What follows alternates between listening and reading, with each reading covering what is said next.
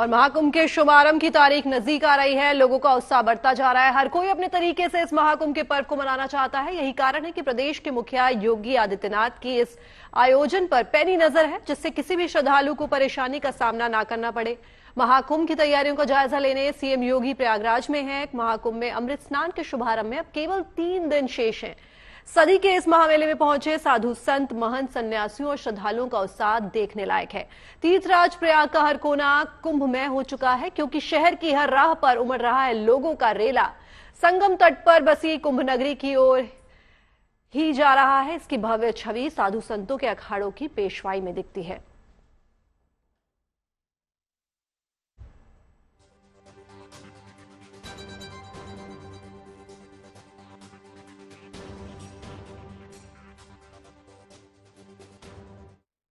तो महाकुंभ की शुरुआत 13 जनवरी से हो रही है, लेकिन आस्था का रंग अभी से प्रयागराज में जमने लगा है। मध्य प्रदेश से आई भजन मंडली की सुर साधना हर किसी का मन मोह लेने वाली है। देखिए प्रयागराज से हमारे संवाददाता कुमार अभिषेक की एक खास रिपोर्ट।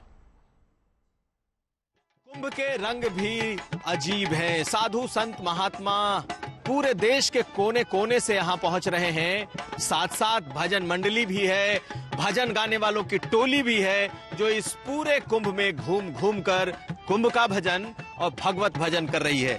हमारे साथ इस वक्त अगर आप इस टोली को देखेंगे तो ये शंभू पंचदश नाम आवाहन अखाड़ा है और मध्य प्रदेश से आई हुई ये टोली है, जो कि लगातार भगवत भजन और भगवान का नाम का भजन कर रही है। तो आपको पहले हम सुना रहे हैं कि इनके बोल क्या हैं।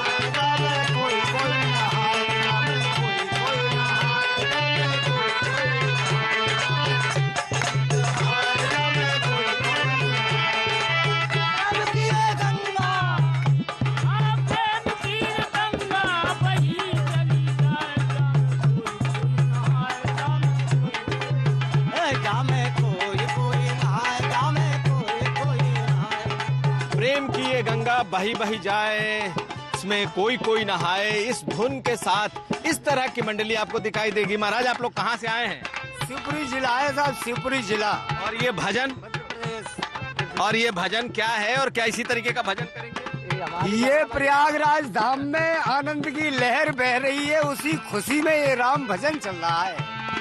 और महाकुंभ के पर्व में इसमें नाना प्रकार के संत डुबकी लगा रहे हैं, हम सबको धन्य बना रहे हैं। इसी प्रकार आप सभी लोगों के, सभी कार्यकर्ताओं के दर्शन हो रहे हैं। कहाँ से आए महाराज आप? शिवपुरी से आए हम। अच्छा, तो आप लोग भी ये भजन गा रहे हैं? भजन गा रहे हैं। क्या है भजन? ये गंगा नहाए जा में कोई नहाए जा में कोई। ये गंगा बह रही है, इसमें कोई नहाने वाला हो तो नहाए। आए जा में कोई नहाए जा में कोई नहाए। प्रेम की रे गंगा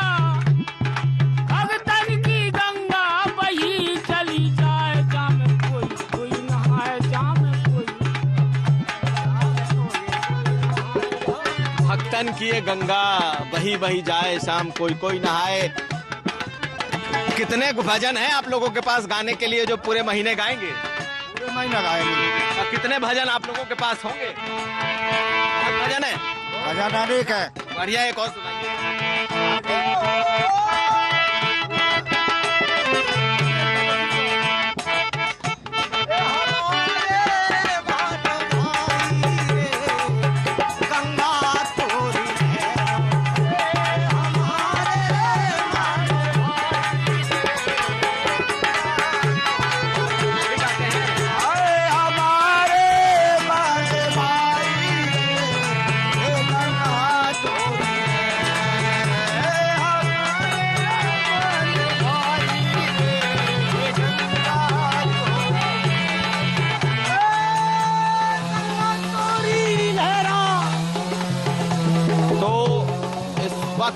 इस वक्त इस भजन मंडली के साथ ये आज तक की टीम है और आपको पग पग पर टेंट दर टेंट आपको ऐसे भजन गाने वाले मिलेंगे जो कि इस पूरे महीने, पूरे कुंभ के महीने या तो धुनी रमाएंगे, मंडली जमाएंगे, राम धुन और भक्ति के धुन गाते हुए दिखेंगे।